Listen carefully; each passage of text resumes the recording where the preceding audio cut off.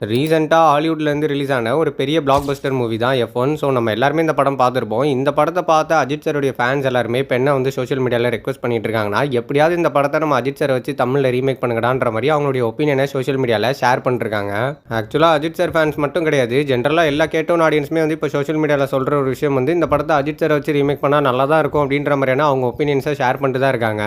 ஆனால் மேட்ரு என்னன்னா, எஃப்1 படத்தை தான் ரீமேக் பண்ணணும் அப்படின்ற அவசியம்லாம் கிடையாது. ஃபர்ஸ்ட் நம்ம தமிழ் சினிமான்னு இல்லை, இந்தியன் சினிமாவாலேயே வந்து இந்த மாதிரி ஒரு படத்தை வந்து எடுக்க முடியுமா, அப்படியே எடுத்தாலும் ஆடியன்ஸுடைய ரியாக்ஷன் அந்த படத்துக்கு எப்படி இருக்கும் அப்படின்றது தான் நம்ம இந்த வீடியோவில் டீட்டெயில்டாக பார்க்க போகிறோம். முதல்ல எஃப்1 மாதிரியான ஒரு படத்தை நம்ம தமிழ் சினிமாவில் எடுக்க முடியுமான்னு கேட்டால் அதுக்கான வாய்ப்புகள் வந்து ரொம்ப ரொம்ப கம்மி தான். பட் ஆனால் நம்மளால முடியாது. ஆனால் பாலிவுட் டோலிவுட் நினச்சா கண்டிப்பாக இந்த மாதிரியான ஒரு படத்தை எடுக்க முடியும். ஏன்னா பேசிக்காகவே பாலிவுட் வந்து ரொம்ப பெரிய இண்டஸ்ட்ரி. இன்னைக்கு வேணா நம்ம எல்லாரும் சேர்ந்து பாலிவுட் வந்து பயங்கரமாக ட்ரோல் பண்ணிருக்கலாம். ஏன்னா லாஸ்ட் 5-6 வருஷத்தில் அவங்க சொந்தமாக படம் எடுத்ததை விட சவுத் இந்தியன் மூவிஸை வந்து அதிகமாக ரீமேக் பண்ணி மொக்க வாங்கினது தான் அதிகம். ஆனால் ஒன்ஸ் அப்பான டைம் ஒரு ஃபாரின் கண்ட்ரியில் ஒரு ஃபாரினர் கிட்ட நீங்கள் இந்தியன் மூவிஸ்லாம் பார்ப்பீங்களா அப்படின்னு கேட்டால் அவங்க ஃபஸ்ட்டு சொல்கிற ஒரு இந்தியன் மூவி வந்து கண்டிப்பாக பாலிவுட் படங்களாக தான் இருக்கும். ஏன்னா அந்தளவுக்கு நம்ம இந்தியன் சினிமாவை வேர்ல்டு வைடு ரீச் பண்ணதே வந்து பாலிவுட் சினிமா தான்.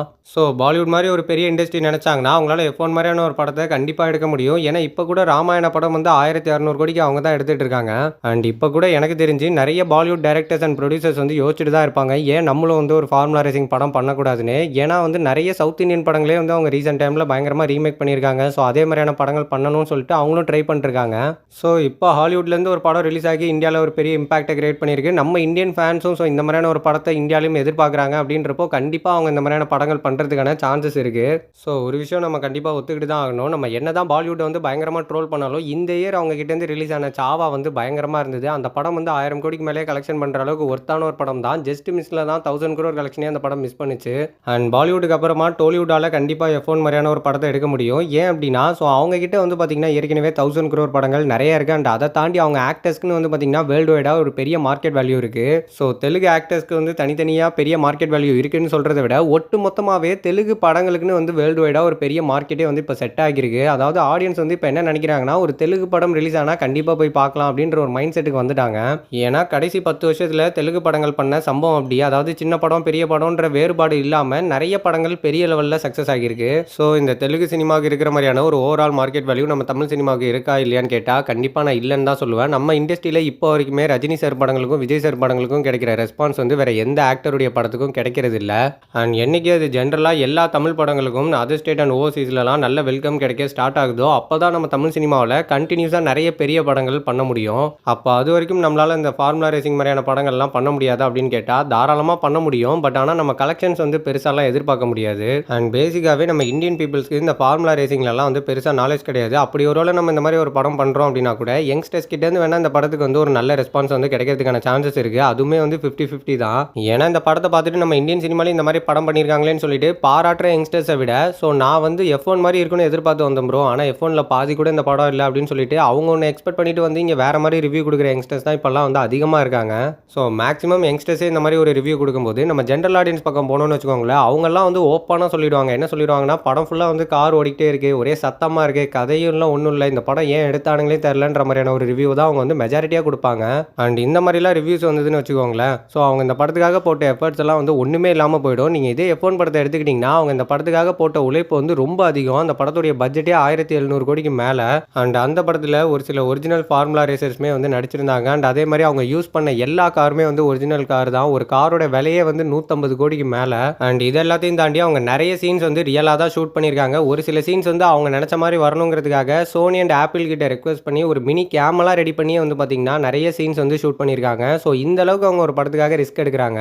ஸோ இதே மாதிரியான ஒரு படத்தை நம்ம பண்ணணும் அப்படின்னா ஃபஸ்ட்டு நமக்கு ஒரு எஃப்1 ட்ராக் வேணும். அதுக்கு வந்து நம்ம ஏதாவது ஒரு கண்ட்ரியில் வந்து எஃப்1 ட்ராக்குக்கு பெர்மிஷன் வாங்கணும். அதுக்கப்புறம் குறைஞ்சது ஒரு 10 ஃபார்முலா ரேசிங் காராவது வேணும். அண்ட் அதை டிரைவ் பண்ணுறதுக்கு நல்லா ஆக்ட் பண்ண தெரிஞ்சா நல்ல டிரைவ் பண்ண தெரிஞ்ச டிரைவர்ஸ் வேணும். ஸோ இது எல்லாத்தையும் தாண்டி படம் ஒரு நல்ல வைப்பு கொடுக்கணும் அப்படின்னா நிறைய சீன்ஸை வந்து இவங்க ரியலாக ஷூட் பண்ணணும். ஆனால் ரீசெண்ட் டைமாக நம்ம இந்தியன் சினிமாவில் வர நிறைய படங்களில் வந்து பார்த்தீங்கன்னா சின்ன சின்ன சீன்ஸை கூட க்ரீன் மேட்டில் எடுத்து கேவலப்படுத்துகிறாங்க. ஸோ அந்த மாதிரிலாம் வந்து இந்த படத்தில் பண்ணால் கண்டிப்பாக வந்து சொதப்பி தான் போகும். ஏன்னா விஎஃப்எக்ஸ் வந்து இவங்களால பெருசாலாம் பண்ண முடியாது.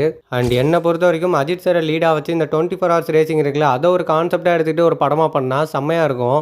ஏன்னா நீங்களே நல்லா யோசிச்சு பாருங்கள், ஒருத்தர் 24 மணி நேரம் தொடர்ந்து ரேஸ் ஓடணும். அந்த டைமில் அவருடைய மனநிலை எப்படி இருக்கும், ஃபிட்னஸ் எப்படி இருக்கும். ஸோ அந்த ரேஸ்க்கு முன்னாடி பின்னாடி நடக்கிற இன்ட்ரெஸ்டிங்கான விஷயங்களை சூப்பராக ஸ்க்ரீன் ப்ளே பண்ணால் படம் செம்மையாக வரும். அப்படி ஒரு வேளை இந்த மாதிரியான ஒரு படத்தை ஒருத்தர் டைரக்ட் பண்ணுறாங்கன்னா யார் டைரக்ட் பண்ணால் நல்லாயிருக்கும் அப்படின்ற உங்கள் ஒப்பீனியன் ஒப்பீனியனை மறக்காம கமெண்ட்ல ஷேர் பண்ணுங்க. என்ன பொறுத்தவரைக்கும் இந்த மாதிரி ஒரு படத்தை எனக்கு தெரிஞ்சு சங்கர் சார் அண்ட் மகிழ் திருமேனி நினைச்சாங்கன்னா கண்டிப்பா எடுக்க முடியும். ஸோ சங்கர் சார் பொறுத்தவரைக்கும் இந்த படத்துடைய பட்ஜெட் அண்ட் வெயிட்டேஜ் இது ரெண்டுத்தையுமே அவரால் ஈஸியாக கேரி பண்ண முடியும். ஏன்னா நிறைய பெரிய படங்கள் அந்த மனுஷன் வந்து பண்ணியிருக்காரு.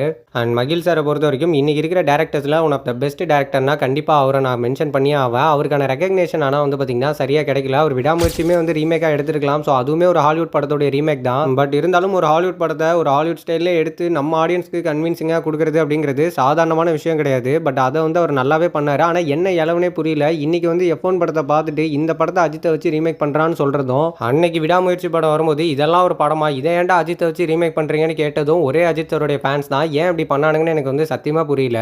ஸோ எனக்கு அஜித் சார் மேலே வந்து ஒரு சின்ன வருத்தம் இருக்குங்க. ஏன்னா நம்ம இண்டஸ்ட்ரிக்கு நிறைய லெஜெண்டரி டேரக்டர்ஸை வந்து இன்ட்ரடியூஸ் பண்ணதே அவர் தான். முக்கியமாக ஏஆர் முருகதாஸ் சார், அப்புறம் எஸ். சூர்யா சார் மாதிரியான ஆளுங்களெல்லாம் அவர் தான் இன்ட்ரடியூஸ் பண்ணார். அண்ட் அதில் முக்கியமாக சிவா சாரோட சேர்ந்து 4 படம் ஒர்க் பண்ணார். அதில் விவேகம் படம் சரியாக போகலை அப்படின்னோடனே என்னால் உங்கள் கெரியருக்கு எந்த பிரச்சனையும் வந்துடக்கூடாது, நீங்கள் திரும்பவும் என்ன வச்சு ஒரு படம் பண்ணுங்கன்னு சொல்லி விஸ்வாசம் படம் சேர்ந்து பண்ணாங்க. அண்ட் அந்த படம் பெரிய பிளாக் பஸ்டர் ஆச்சு. ஸோ அந்த மாதிரியான ஒரு வாய்ப்பை வந்து நம்ம அஜித் சார் கூடிய சீக்கிரம் மகிழ் சாருக்குமே கொடுக்கணும். ஸோ வெயிட் பண்ணி பார்க்கலாம் அஜித் சார் என்ன பண்ண போறாருன்னு. அண்ட் நீங்கள் இந்த ஃபார்முலா ரேசிங் படம்லாம் நம்ம இந்தியாவில் பண்ணால் எப்படி இருக்கும் அப்படின்ற உங்கள் ஒப்பீனியனை மறக்காமல் கமெண்ட்டில் ஷேர் பண்ணுங்கள்.